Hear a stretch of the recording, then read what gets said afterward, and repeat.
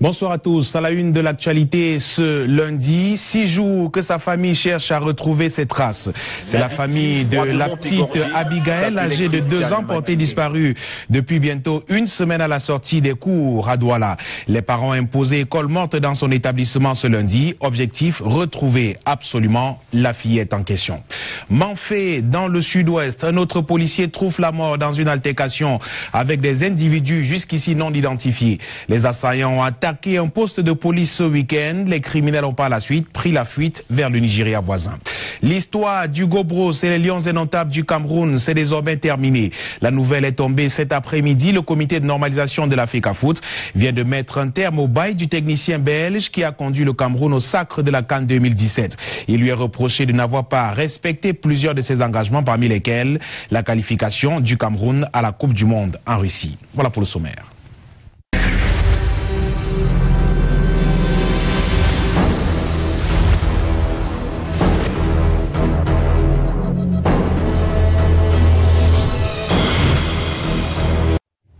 Bienvenue au 19h50. Découverte macabre cet après-midi au quartier Mboko dans le 3e arrondissement de Douala. Le corps sans vie d'une femme gisant dans du sang a été découvert ce jour dans la chambre.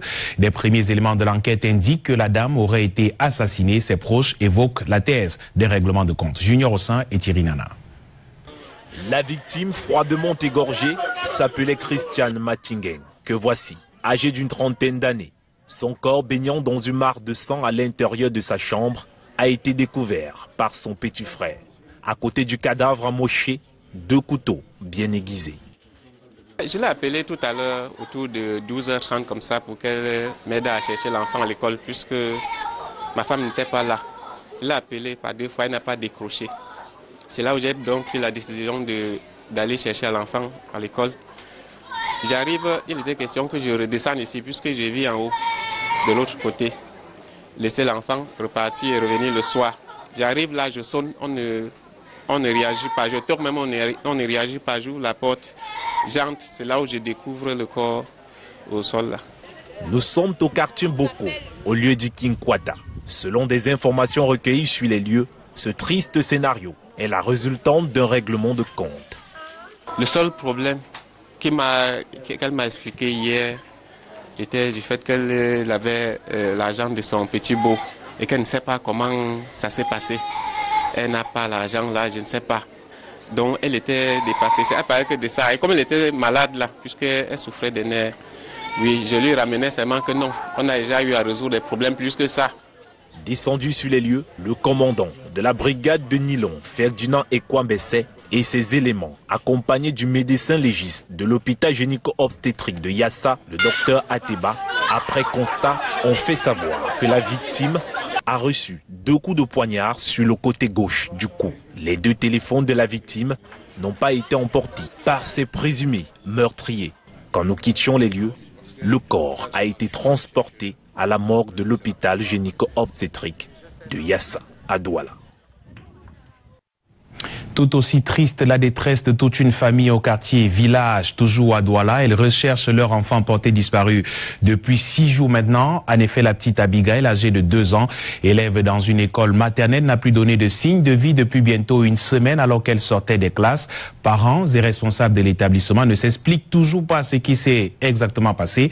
Et pendant qu'ils poursuivent la battue pour trouver l'enfant, des arnaqueurs s'en mêlent et passent des coups de fil pour tenter d'extorquer de l'argent à la famille, disant de tenir l'enfant en question. La famille a justement fermé l'entrée de l'école ce jour. Monique Naosi-Fosso et Patrice Foucault pour les détails.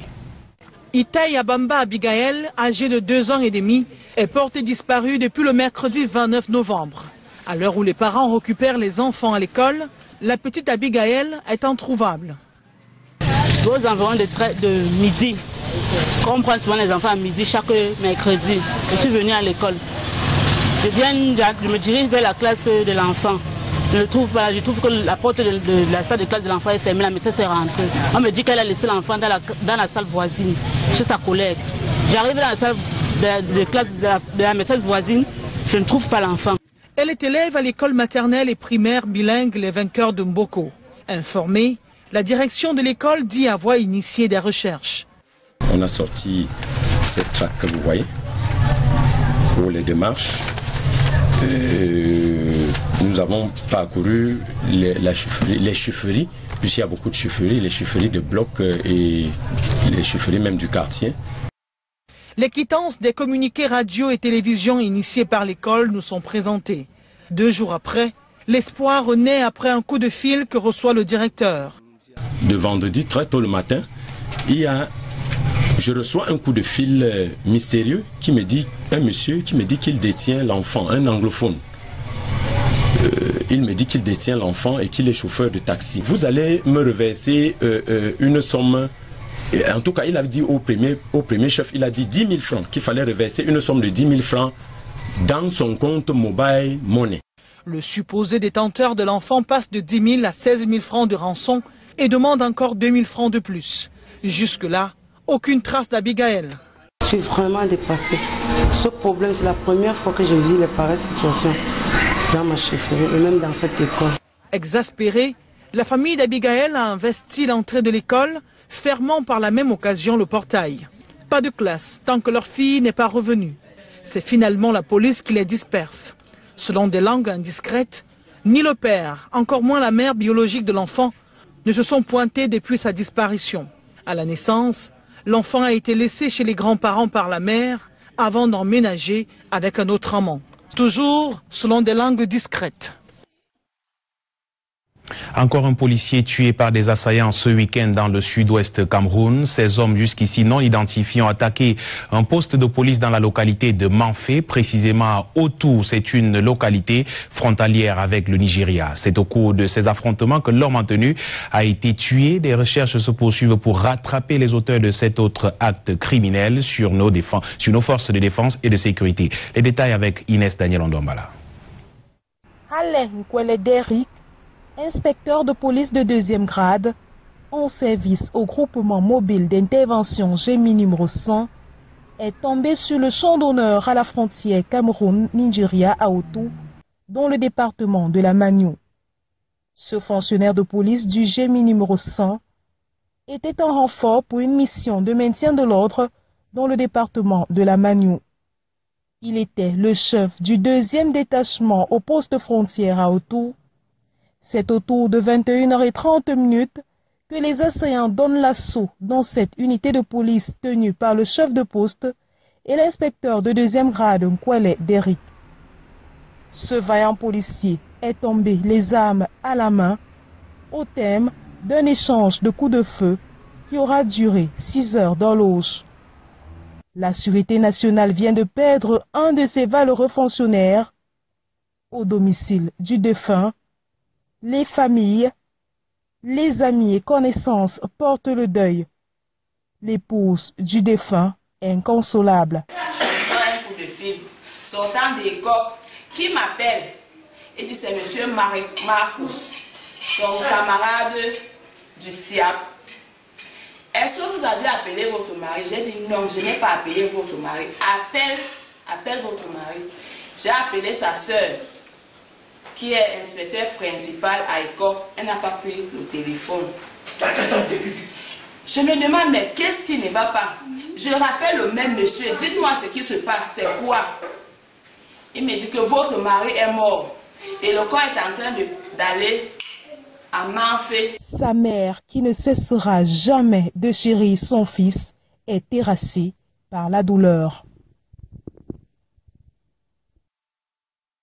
Toujours à nos frontières, affrontements sanglants entre Camerounais et Tchadiens à l'extrême nord du Cameroun. À l'origine, un Camerounais tué à la frontière alors qu'il se rendait à Djamena. Des sources indiquent qu'il a succombé au coup des militaires tchadiens en faction sur la ligne de front. La riposte des Camerounais ne s'est pas fait attendre. Des altercations qui ont fait de nombreux blessés. Monique Naoussi et Aminou Alioum. Ces 4 personnes, militaires tchadiens et policiers, qui se font soigner à l'hôpital de Maroua, sont les victimes d'une altercation entre les populations camerounaises et tchadiennes établies sur le bec de Canard. À l'origine, un commerçant camerounais de la tribune Massa aurait été arrêté par les soldats tchadiens, ligoté, tabassé à mort puis jeté dans le fleuve Logone et sa marchandise confisquée par ses militaires. Il lui est reproché d'avoir franchi la frontière Tchad-Cameroun au-delà de 18 heures. Une restriction horaire compte tenu de la guerre contre Boko Haram. Les populations camerounaises s'en sont prises aux policiers et militaires tchadiens pour venger la mort d'un des leurs. Yandé, le fraudeur là, vers presque 500 mètres de notre poste, alors que la fermeture de la frontière à 18 heures. La personne qui flotte au-delà de 18 heures est considérée comme cible, selon l'arrêté du gouverneur. Donc ils l'ont appréhendé avec les marchandises. Donc s'il avait passé au poste, ça allait être mieux. Il passait là-bas. Informé des cas d'hospitalisation, le gouverneur Midi Awabakari s'est aussitôt rendu à leur chevet. Le calme s'est rétabli et le préfet s'active à joindre son homologue tchadien pour que les séances de travail élargies à l'élite, au président des comités de développement et tous les autres acteurs pour que la situation revienne à la normale et pour que les deux peuples frères puissent vivre en paix dans la sérénité comme ce fut le cas depuis des millénaires. Après leur établissement, ces militaires sont conduits par le BIR à la sous-préfecture de Maga. Le sous-préfet de Maga, à son tour, les a remis aux mains des autorités tchadiennes. Il faut booster la production de l'huile de palme au Cameroun. C'est le souhait du ministre des Mines, de l'Industrie et du Développement technologique qui encourage la production de cette denrée dans notre pays. C'est d'ailleurs ce qui justifie la visite ce jour des composantes du projet agro-industriel Greenfield qui a débuté dans la métropole économique Douala. Alex Lembe et Thierry Nana. Si l'essor industriel peut être considéré comme le moteur du développement d'un pays et être fixé comme l'objectif de l'atteinte du nouveau pays industrialisé, entendez NPI, cela devrait à coup sûr impliquer que la production manufacturière soit de l'ordre de 24% du PIB.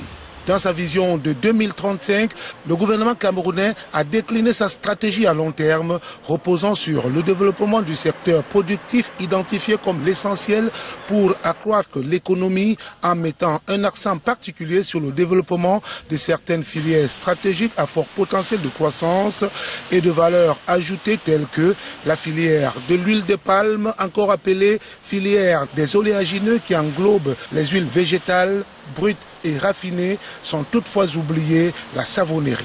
C'est ce qui justifie d'ailleurs la visite ce lundi à Douala du ministre des Mines, de l'Industrie et du Développement technologique, une visite qui ne l'a d'ailleurs pas laissé indifférent. Le plan directeur d'industrialisation qui a été élaboré permet aux opérateurs économiques de prendre une part des responsabilités dans sa réalisation.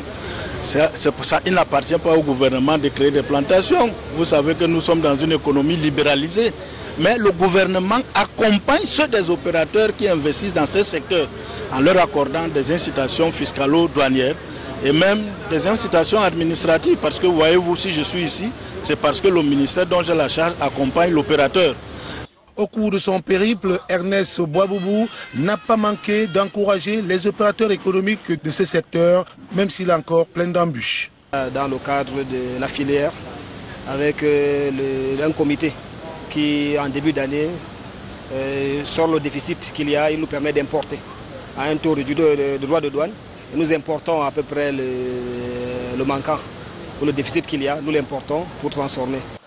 Il reste encore que, malgré les investissements importants réalisés dans ce secteur, qui, faut-il le rappeler, a permis de générer plus de 50 000 emplois directs, la production locale d'huile reste encore insuffisante pour cause des conditions climatiques défavorables. Néanmoins, le meilleur reste à venir. Cap tout de suite sur Yaoundé pour retrouver Karel Mezatia. Et avec vous, on parle de cette dernière actualité sportive survenue cet après-midi. Et comme dirait quelqu'un, Hugo Brosse, brossé en touche. Bonsoir Karel.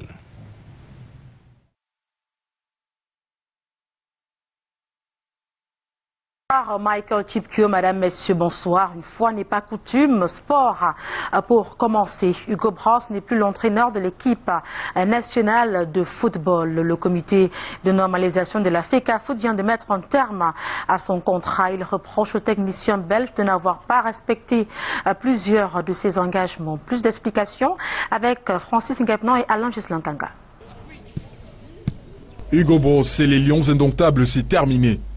La décision a été rendue publique ce jour dans un document signé par les membres du comité de normalisation et la Fédération camerounaise de football.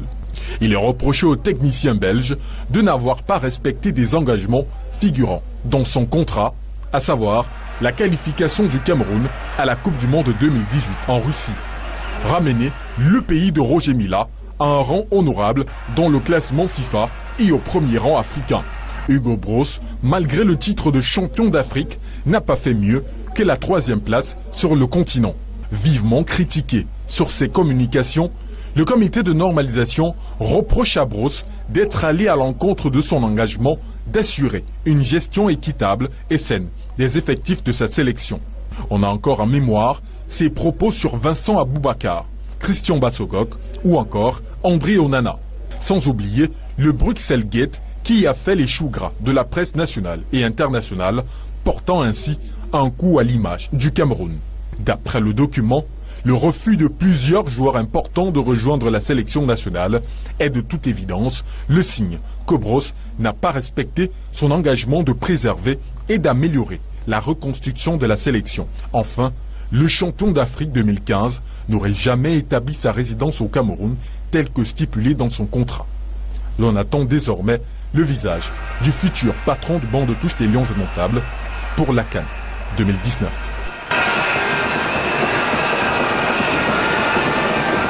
Précisons à votre suite que le contrat du Bross prendra fin à compter de l'expiration de la période de préavis de 30 jours des signatures de la présente décision. Et dans le registre des faits de société, les employés de la société de transport et d'équipement collectif, la station fait le pied de grue ce matin devant l'entreprise. Ils disent leur malaise, eux qui revendiquent 4 mois d'arrêt de salaire. Luc Vendon et Delphine Fonkouteni. Accès interdit. Accès interdit. Les employés de la société de transport et équipement collectif de Yaoundé Stécie manifestent leur ras-le-bol.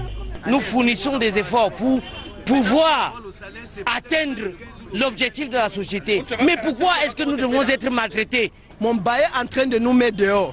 Et on ne peut pas même nourrir nos familles. C'est tellement la honte. On ne sait même pas, nos enfants ne peuvent pas fréquenter, sans parler de manger. Voilà le fait dehors, les enfants ne sont pas à l'école.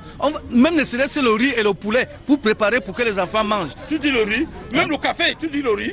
À l'origine de leur mécontentement, 4 mois de salaire impayés et des délais de paiement jamais respectés. Vous devrez toucher le 10. Le 10 c'est le 15. Le 15 c'est le 20. Le 20 c'est le 25. Le 25 c'est le 30. Le 30 c'est le 1er. Aujourd'hui c'est le 8. Le 8 c'est quoi? Les délais de salaire. Les délais. Pourquoi est-ce que nous devons travailler avec des mois élastiques? Les mois élastiques ne nous donneront jamais espoir. On veut l'argent. S'il n'y a pas l'argent, il n'y a pas le travail. Pas de travail donc, jusqu'à ce que chacun de ses employés perçoive ses 4 mois d'arrêt de salaire.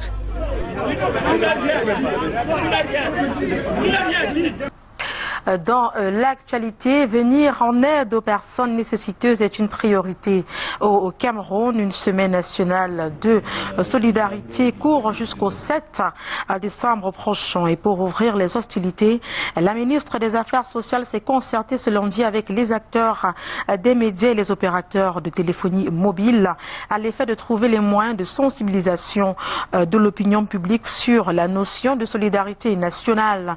Cette semaine a pour thème placer l'entrepreneuriat social et l'action sociale au service de la solidarité nationale. Sur les objectifs de cette rencontre, je vous propose d'écouter la ministre des Affaires sociales s'exprime au micro de Bran Kamgar.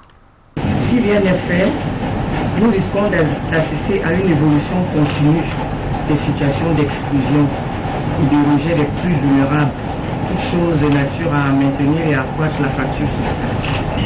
Il s'agit pour nous ensemble de trouver des stratégies idoines en vue de jeter un pont entre ces différentes initiatives et de faire en sorte que le ministère des Affaires sociales puisse, avec les concours du ministère de la Communication, du Conseil national de la publicité et du Conseil national de la communication, en tirer le meilleur parti dans son rôle de contrôle et de coordination des initiatives de solidarité nationale.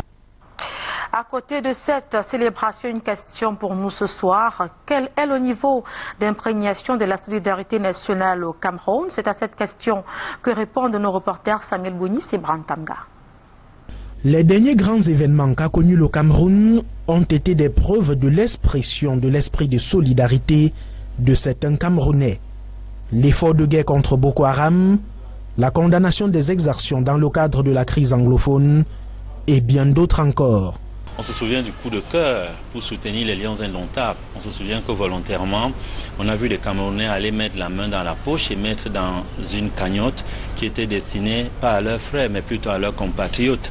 On se souvient encore de cette collecte de sang pour nos forces de défense. Les moments de football, de culture ou de religion sont également des symboles de la solidarité nationale, mais ne suffisent pas toujours parce que non encadrés. L'absence d'un système national de solidarité nationale au Cameroun, adossé sur une loi organisant la solidarité nationale au Cameroun, l'absence d'un fonds de solidarité nationale. Selon une étude de l'Institut national de la statistique réalisée en 2012, le taux de solidarité est de 1% au Cameroun, les chiffres qui ont certes évolué, mais un autre frein. L'individualisme, parce que les Camerounais aujourd'hui deviennent beaucoup plus individuels, c'est-à-dire qu'ils essayent de vivre pour eux-mêmes et non pour les autres. 4 citoyens sur 10 ont besoin d'un élan de solidarité et donc de générosité des autres. Une politique générale s'impose au Cameroun. Les Camerounais sont déjà solidaires, mais il faut encadrer et orienter cette solidarité afin qu'elle soit nationale. L'entrepreneuriat et l'action sociale privée sont au service de la solidarité nationale. La célébration de toute une semaine à elle consacrée impose une vulgarisation de la notion de solidarité afin que les riches puissent donner un peu aux pauvres. On s'intéresse à présent au forum Chine-Cameroun, initialement prévu en ce début de mois de décembre 2017. L'événement a été reporté à une date ultérieure. L'on note également plusieurs modifications sur le plan de la forme. Hubert Noutier, Gislain Pierre-Assono. Du football au stade annexe numéro 1 à l'Omusport à Yaoundé. La rencontre n'a rien d'ordinaire. Elle met aux prises les investisseurs potentiels chinois en visite au Cameroun, aux candidats du forum Chine-Cameroun.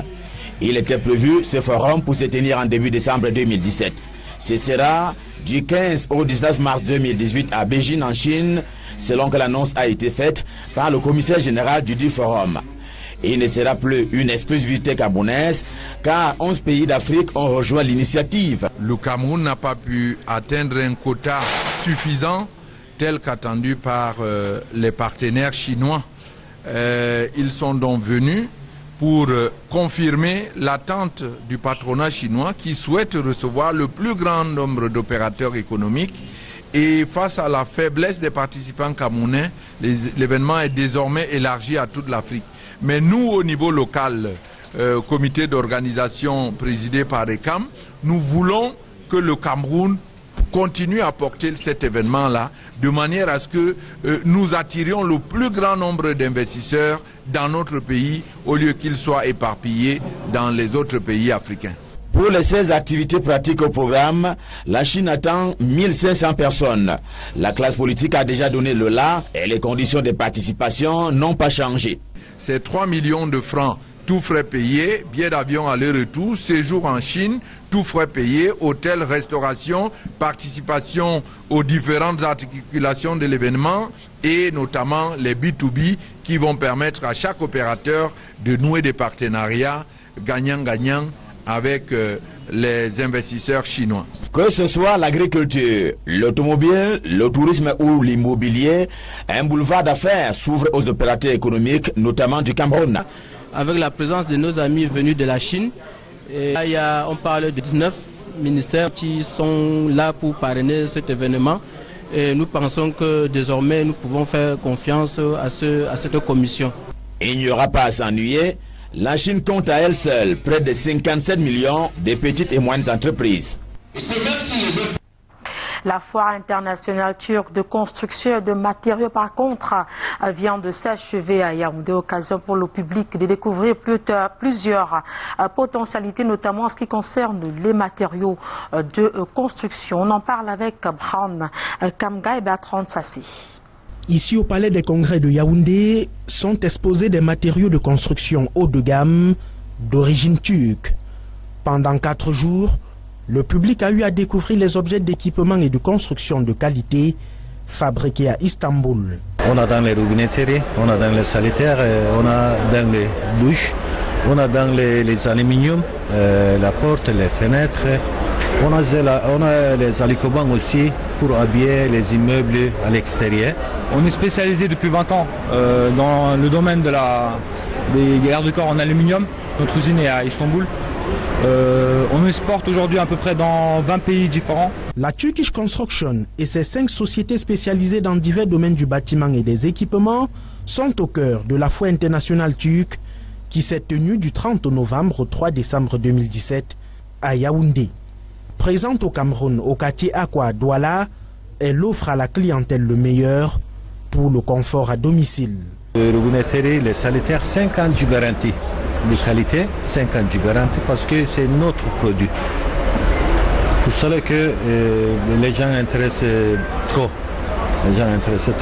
Mesa Aluminium compte également s'installer au Cameroun pour offrir ses services à la clientèle à travers ses nombreux produits. On voudrait aussi nous s'installer au Cameroun dans le futur avec peut-être de nouveaux projets. Nous pensons qu'il y a un réel potentiel ici au Cameroun. Passé la foire internationale turque de construction et des matériaux, Turkish Construction poursuit ses expositions et ventes à son agence de Aqua, ancien cinéma Le Berlis à Douala.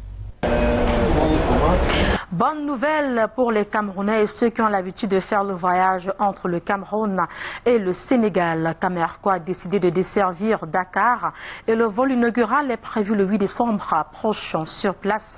Les préparatifs vont bon train sous la houlette de l'ambassadeur du Cameroun, Jean-Koué Ntonga. Il s'est exprimé au micro de Jean Bounotanier.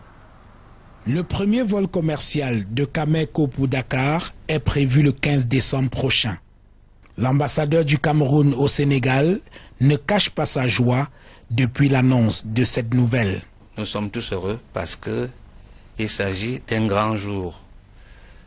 Quand Camer a fermé sa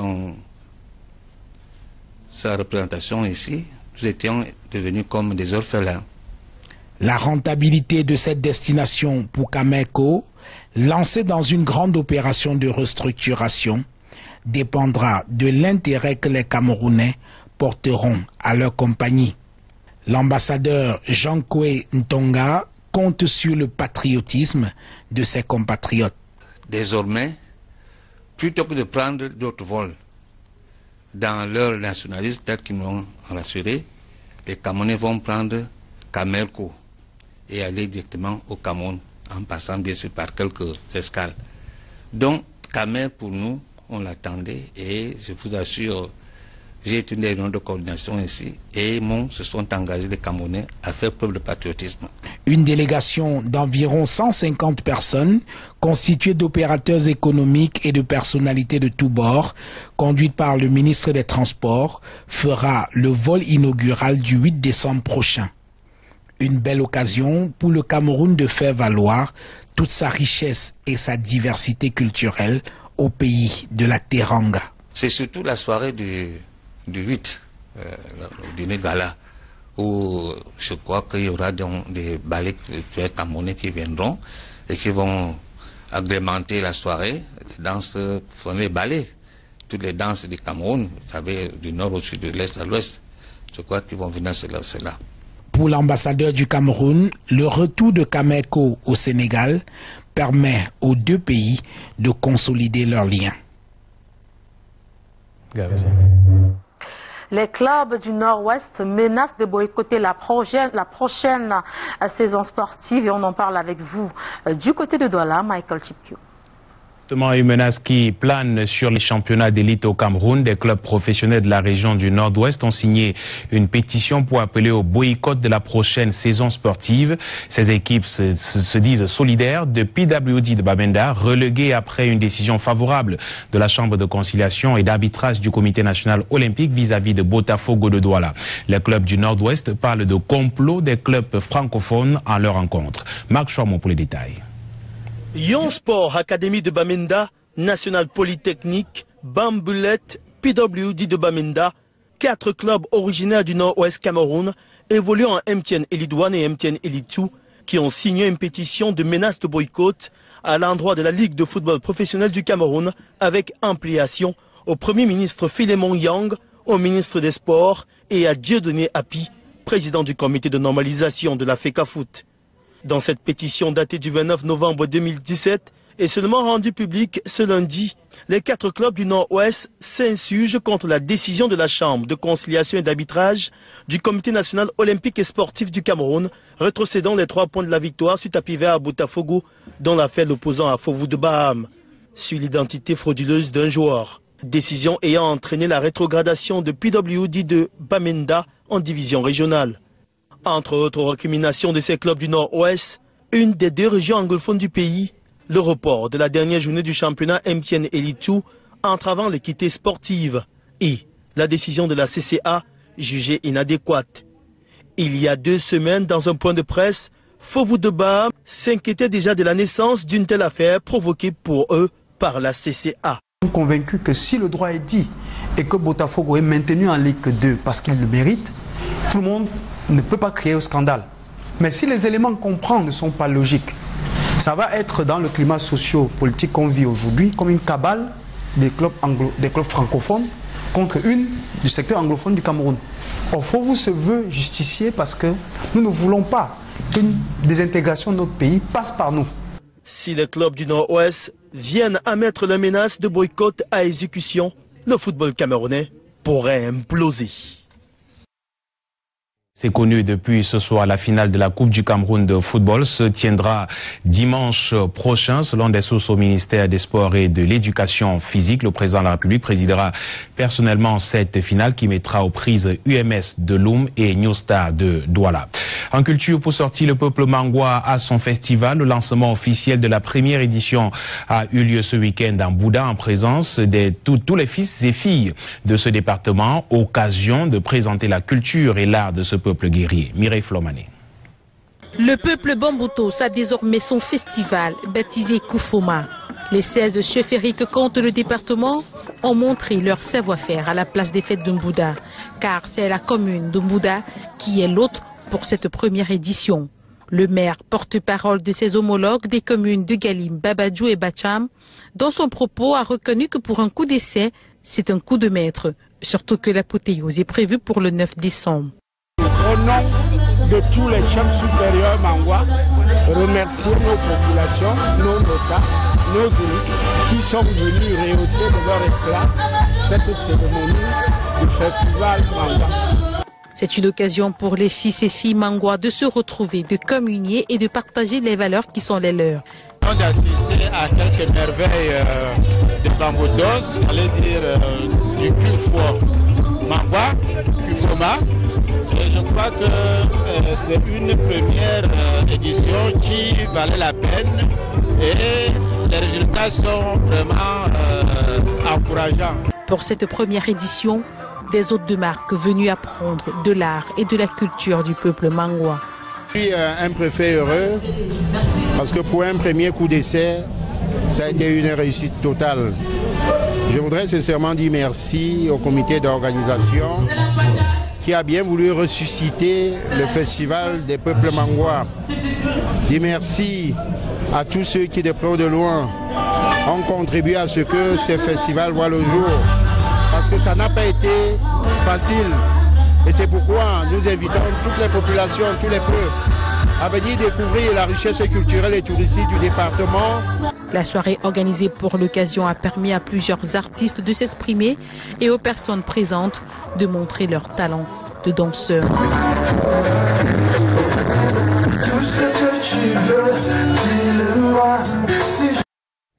Voilà qui fait l'actualité ce soir au Cameroun. Demain, pour l'information, retrouvez à 13h Aimé Catherine Moukouri et à 16h Monique Naosifoso.